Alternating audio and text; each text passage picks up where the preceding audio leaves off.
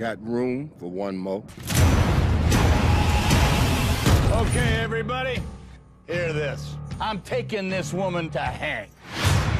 Reward's $10,000. That money's mine, boys. Oh, that's interesting. Is there anybody here committed to stopping me from doing that? Quentin Tarantino, welcome to News Breakfast. Good to be here. Seeing The Hateful Eight, which is a truly marvellous film, I looked at it and I you. thought, okay, so either you're not done with the Western yet or the Western isn't done with you. Which one is it? Oh, wow. Well, even probably a little bit of both, I would actually say. You know, I actually do think that there is something about the Western genre that kind of fits me. It fits my style, it fits my characters, it fits what my way of storytelling. It is amazing that after that extraordinary history and that, you know, the depth of that genre and the amazing length of time and great movies that it's produced, it still has such power. Those stories, those locations, those kind of characters. Why do you think that is? You know, it is America's classic genre, and I think if there is an aspect about the characters and the costumes and the landscapes that speak to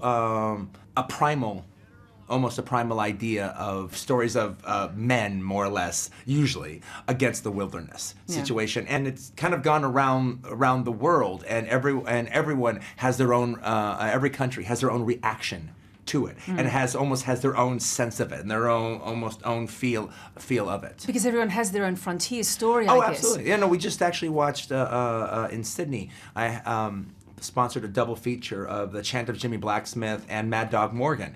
And part of the reason I chose those two, because they wanted me to show a couple of Aussie films, I go, well, let me come up with a couple of Aussie Westerns, actually, to show. Classic, yeah. And as different as those movies were, Chant of Jimmy Blacksmith is actually a brilliant movie, and Mad Dog Morgan's kind of a schizophrenic mess. They were also at the same time very there was a symbiotic relationship between the two of them, and even along with some of the familiar faces that pop up in both. And also in terms of the themes that pop up, you've got the classic sort of frontier story with Mad Dog Morgan, but then you've got race relations and the issue that never goes away here in Australia, never goes away in the States, and that's so front and centre in your recent films. Are you mindful of wanting to put that there as a discussion point within your films? Before this is all said and done, I kind of want to do 3 Westerns. And what's the third? Well, I haven't figured it out yet. Well, I have an idea, but we'll see what happens. All right, if I say it now, I probably won't do it.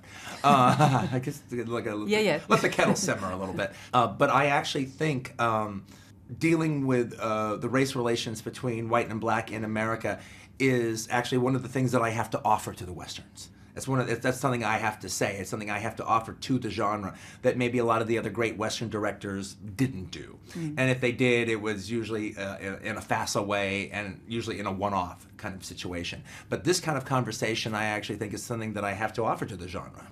So, how you doing, Major? I ain't in the mood, Chris Mannix. You're known, of course, as one of the great scholars of cinema, really, and a scholar, writer, director. But what's interesting to me in this film is that you're also becoming something of an educator. You'll be educating an entire new generation of filmgoers in the traditions of great broad screen, widescreen cinema, how it's made, how it's projected, and how you view it with an intermission, with an overture. Why does that matter to you? Well, you know, I mean, it's interesting because, you know, I'm still young enough that I kind of missed that era. You and I are the same vintage, so we just sort of got the end of it. Yeah, we just got the end of it. But I've always just thought it was fun, and especially in the idea of doing it in a 70mm movie, we're going to actually try to get it screened in a few places on film. Well, to me, that suggested what the road shows used to be. You know, a roadshow used to be, whether it be Dr. Zhivago, Orion's Daughter, or Sand Pebbles, or whatever it was, you'd have this roadshow version. And then it would play in the big town, in the big city, and then it would be in that theater for a while, and then it was like a special thing, it was even a little longer and whatever, and then after that had played out for a while, then they cut it down just a little bit, and then it started appearing at a theater or drive-in near you. And since, by virtue of the 70mm having to be limited, I thought the roadshow could be really neat. I like the idea of an intermission in a movie if you've got the right kind of movie, and the trick to do it is to do it so there's an intriguing aspect about it, so it works dramatically. I mean, there's something wonderful about the intermission that happens, like say in 2001, where the movie almost seems to be plotless, and then a plot is introduced in the second just before the intermission. I think the last time I saw that was probably Once Upon a Time in America. It was the last time there was an Oh, intermission yeah. in a big wide release Yeah. film like that.